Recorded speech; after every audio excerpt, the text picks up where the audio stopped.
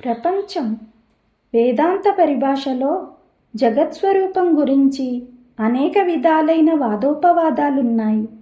కొందరు ప్రపంచం నిజమని, కొందరు నిజం కాదని, మరికొందరు జడమని, ఇంకొకరు దానికి వ్యతిరేకంగా చైతన్యమని చెబుతూ ఉంటారు.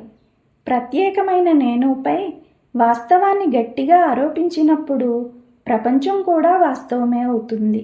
కానీ తన వ్యక్తిత్వాన్ని గురించిన స్వరూప సంబంధమైన అజ్ఞానం ఉన్నంత వరకు ప్రపంచం అనే భావం ఉండనే ఉంటుంది. జ్ఞానోదయం అయ్యే వరకు మనసుతో ఈ ప్రపంచం వచ్చి మనసులో పోతున్నట్లు అనిపిస్తుంది. మనసు ప్రపంచం రెండూ సుషుప్తి అంటే గాఢ నిద్రలో కనిపించవు.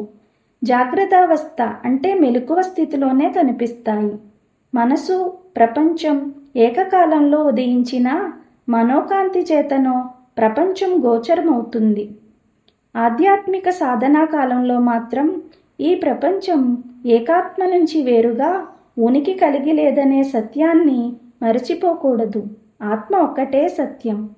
ఆత్మను ఆధారం చేసుకుని తెర మీద బొమ్మలాగా వ్యక్తి కదలాడుతున్నాడు. భగవాన్, నీ నుండి జగత్తు వేరుగా ఉందా? జగత్తు నేనున్నానని నీతో చెప్పిందా?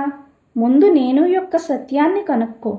జ్ఞాని యొక్క వివరణ ఏమంటే జగత్తును చూసి దాన్ని వాస్తవంగా తీసుకుంటున్నారు అంతే. ప్రపంచం ఇచ్ఛాభూతమని తోసివేస్తే భ్రాంతి ఉండదు. అప్పుడు సమస్తం అనంత చిత్సాగరంలో లీనమైపోతుంది. ఎందుకంటే ఆ విషయం పూర్తిగా నమ్మకం లేని వారికి ప్రపంచం నిజం కాదని, ఆత్మ నుండి అది ప్రత్యేకంగా విడిగా లేదని తెలుసుకుంటారు కనుక. భక్తుడు: అంటే ఈ జగత్తును చూసినప్పుడు ఆత్మను మరువకూడదని అర్థం కాదా? భగవాన్: అవును, నిజంగా అంతే. అదొక సినిమా ప్రదర్శనం వలె అన్ని దృశ్యాలు, బొమ్మలు, ప్రపంచం నిజంగా తోస్తున్నాయి. కానీ తెర మాత్రమే నిజం. తెర అంటే ఇక్కడ పరబ్రహ్మం అని అర్థం. చిత్రాలు వచ్చిపోయేవి. మనకు కనిపించేవన్నీ కూడా పరబ్రహ్మాన్ని ఆధారం చేసుకుని ఉన్నవే. అవి నిజం కావు అని అర్థం. ఆత్మసాక్షాత్కారం పొందకుండా వ్యక్తమైన విశ్వాన్ని చూసినట్లయితే అది కేవలం మిథ్యే అవుతుంది. ఆత్మ ఒక్కటే ఏకైక సత్యం. ఆత్మ ఒక్కటే ఆధారం. భక్తుడు: భగవంతుడు అనేక జగత్తులను సృష్టించాడని, నూతన జగత్తును సృష్టించబోతున్నాడని కొందరు అంటారు. భగవాన్: మన ప్రస్తుత ప్రపంచమే నిజం కాదు. ఎవరికి వారు తమ ఊహా జగత్తును ఊహిస్తూనే ఉంటారు. ఇంకా కొత్త జగత్తు నిజంగా ఉంటుందనే హామీ ఏమి? జీవ, జగత్తు, ఈశ్వరుడు ఈ మూడు నిజస్థితి మీద ఆధారపడి ఉన్నాయి. ప్రత్యేక వ్యక్తి ఉన్నంత వరకు ఇవన్నీ ఉంటాయి. మనసు అనబడు వ్యక్తి అనే నేను నుండి ఈ మూడు ఉదయించాయి. ఈ మూడు అహమ్మతి ఉన్నంత వరకే ఉండును. అహమ్మతిని నాశనం చేసిన ఎడల ఆ మూడు మిగలవు. కానీ బ్రహ్మం ఒకటే శాశ్వతంగా మిగులును. అది అప్పుడు ఇప్పుడు తప్పుగా చూస్తున్నాం. వ్యక్తి యొక్క నిజస్వరూపాన్ని విచారణ చేయటం వలన అటువంటి తప్పుడు దృష్టి తొలగును. మనసు శరణాగతి పొందిన ఎడల బ్రహ్మం తప్ప మరేం మిగలదు. ఈ జగత్తు నిజమా కాదా? అది చిత్తా జడమా? సుఖదాయమా దుఃఖదాయమా? ఇటువంటి ప్రశ్నలన్నీ అజ్ఞాన దశలోనే కలుగును. సాక్షాత్కారానంతరం అవేమీ ఉపయోగపడవు. వ్యక్తిభావం లేకుండా ఆత్మ నిలకడ కలిగి ఉండడమే పరమావస్థ. ఆ అవస్థలో విషయీకరణకు అవకాశం లేదు, లేదా వ్యక్తి భావనకు అవకాశం లేదు. ఈ సచ్చిత్త ఆనందం సహజస్థితి గురించి ఏ అనుమానమూ లేదు. భక్తుడు: మీరు తరచుగా చెబుతూ ఉంటారు, నువ్వు లేనిదే ఈ సమస్త జగత్తు లేదు, అంతా నీపై ఆధారపడి ఉంటుంది అని. నీవు లేనిదే ఏమి కలదని మొదలైన విషయాల గురించి ఇదంతా అయోమయంగా ఉంది. నేను పుట్టక పూర్వం ఈ జగత్తు ఉంది. నా మరణానంతరం కూడా ఈ జగత్తు ఉంటుంది.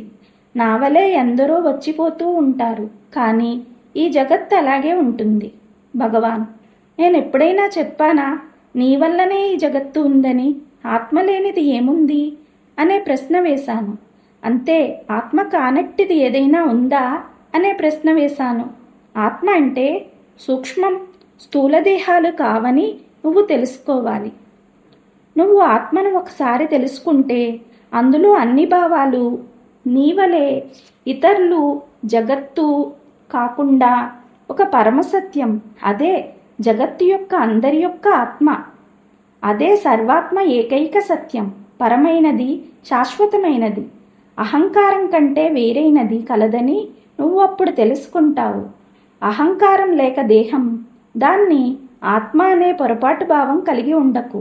భక్తుడు: నేను నిద్రపోతున్నప్పుడు ఈ ప్రపంచం ఉంది కదా భగవాన్, నిన్ను నీవు తెలుసుకోకుండా జగత్తును తెలుసుకోవాలనుకుంటే అది నిన్ను చూసి వెక్కిరిస్తుంది. నీ మనసు యొక్క ఫలితమే ప్రపంచం. ముందు ఆ మనసును తెలుసుకో, తరువాత జగత్తును చూడు. అప్పుడు అది ఆత్మ కంటే అన్యంగా, భిన్నంగా, విడిగా లేదని తెలుసుకుంటావు. ప్రపంచం అనేది ఎవరికి సత్యం, ఎవరికి మిథ్య?